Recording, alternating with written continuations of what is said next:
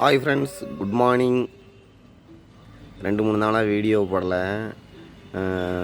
Lockdown, போன வாரம் lockdown ஞாயிற்றுக்கிழமை விடிய காலில் சைக்கிளிங்லாம் போனோமோ, அதனால் எல்லாத்துக்கும் சளி பிடிச்சி ஜுரம், எல்லாத்துக்கும் காய்ச்சல். ஃபஸ்ட்டு எனக்கு, 2வது ஒய்ஃபுக்கு, நேற்று சின்ன பையனுக்கு. இப்போ ஓரளவுக்கு எல்லாருக்குமே ரெடி ஆகிடுச்சு. எனக்கு ரெடி ஆகிடுச்சு, ஒய்ஃபுக்கு ரெடி, சின்ன பையனுக்கும் இப்போ மருந்தெல்லாம் கொடுத்துருக்குறோம். அவனுக்கும் எல்லாம் ரெடி ஆகிடுச்சு.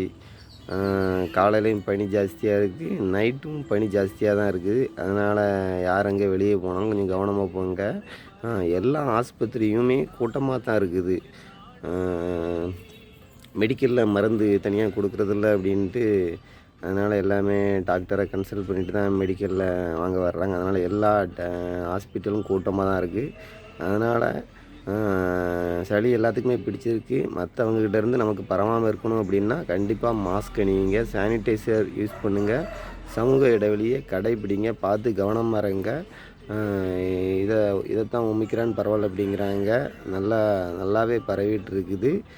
எல்லாத்துக்குமே வந்துட்டு போயிட்டுருக்கு. என்ன 2 தடுப்பூசி போட்டிருந்தோம் அப்படின்னா சுலபமாக வந்துட்டு அப்படி 2 நாள் காய்ச்சல் மாதிரி இருந்துட்டு அப்படியே போயிடுது. அதனால் தடுப்பூசி செலுத்தாதவர்கள் தடுப்பூசி கண்டிப்பாக செலுத்துங்கள், பார்த்து கவனமாக இருங்க.